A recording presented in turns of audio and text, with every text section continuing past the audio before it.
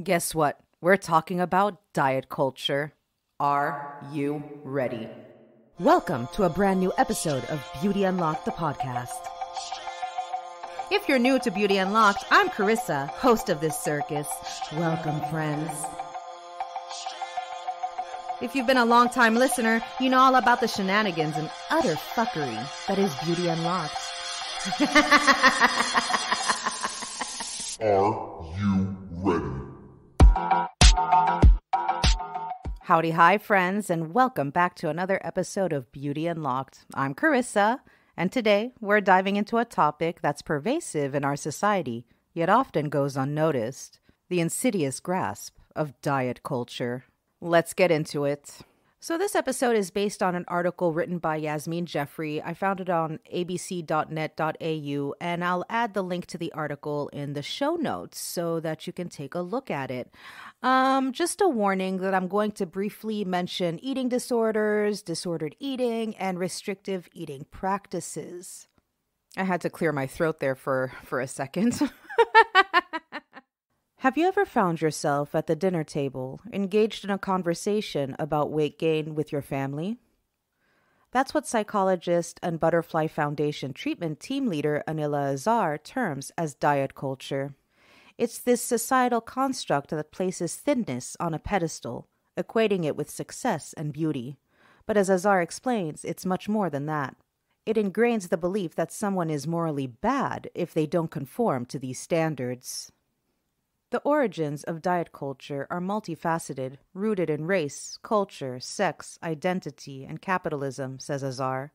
While pinpointing its exact beginnings remains a subject of debate, it's clear that diet culture has been present in various forms for centuries. But why is diet culture gaining more attention now? According to non-diet nutrition advisor Nina Kingsford-Smith, our relationship with media plays a significant role.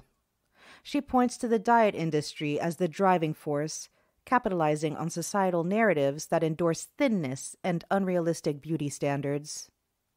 Social media platforms like Instagram have the power to amplify diet culture, notes Ms. Azar. For instance, she references a now deleted 2018 Instagram ad by Kim Kardashian, the Kardashians, promoting appetite-suppressant lollipops as a prime example of this phenomenon. However, Ms. Kingsford-Smith offers a contrasting perspective. She suggests that content promoting diet culture, such as the Kardashians' ad, may inadvertently fuel anti-diet culture movements. As she explains, more individuals are expressing frustration with such content, leading to increased backlash. Like I said in my last episode, we're sick and tired of seeing content that makes people feel less than. Whether it be toxic body trends, whether we're talking that this food is good and this food is bad, and if you don't go to the gym, then you're lazy, blah, blah, blah. We're sick and tired of this kind of content. This backlash often manifests on the same social media platforms where diet culture is prevalent. Actress Jamila Jamil serves as a notable example, using her Instagram and Twitter, or now it's called X, accounts to dissect and critique diet culture, often by targeting figures like the Kardashians.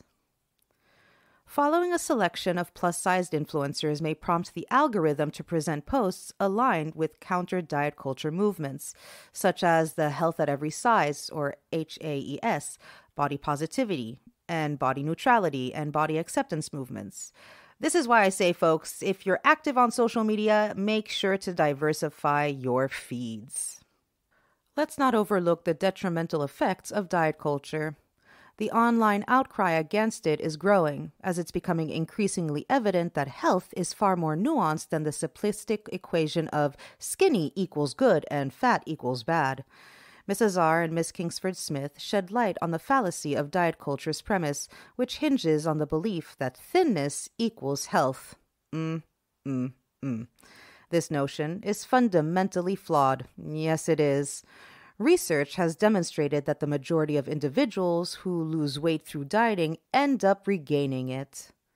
Kingsford-Smith elaborates on this, pointing out how diets sever the connection between individuals and their body's internal cues. Viewing food solely as nutrients or calories is a reductionist approach that fails to acknowledge its broader role in health and life, which includes bringing joy and fostering social connections. Furthermore, Ms. Azar underscores the alarming correlation between dieting and the development of eating disorders. Those who engage in moderate dieting are 6 times more likely to develop an eating disorder, while severe dieters face an 18-fold risk. Eating disorders, as Azar stresses, are potentially life-threatening mental illnesses. Although diet culture impacts us all, it's crucial to recognize that diet culture doesn't affect everyone in the same way. Rachel Roberts, a fat-positive counselor specializing in working with individuals in larger bodies, underscores this point. She explains how diet culture is intricately tied to fatphobia, which encompasses negative attitudes toward larger bodies and an irrational fear of being or associating with fat individuals.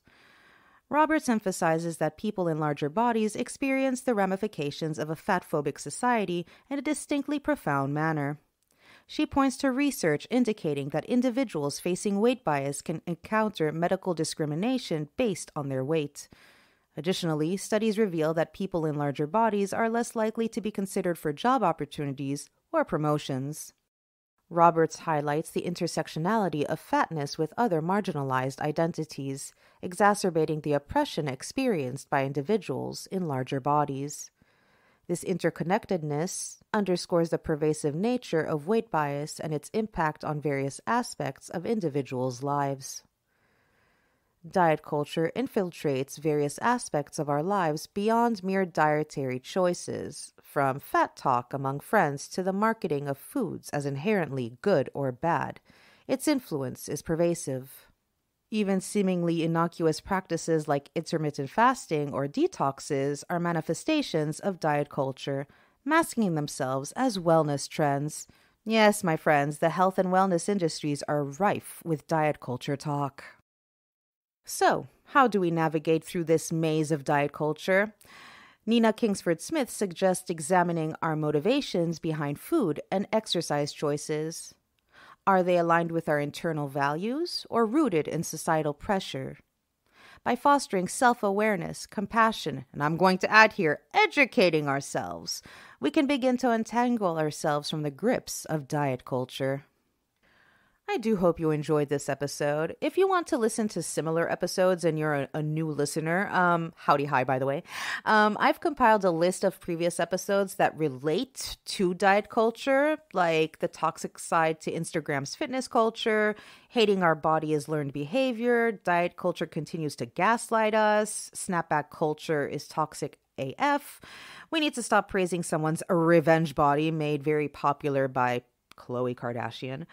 Let's be honest, fatphobia exists, and so many others. So I'll be adding all these episodes in the show notes. Remember, friends, that there's nothing wrong with your body. Don't treat it as a trend. Make sure to diversify your feeds on social media. Unfollow anyone who makes you feel less than. Keep educating yourselves and keep checking yourselves. Now, if you're active on social media as well, why don't you give us a follow on Instagram, TikTok, and YouTube? You'll find the link to that in the show notes as well. With all that being said, my sugar babies, you'll hear from me again next week. Bye. Make it clap, clap, clap. Make it clap, clap.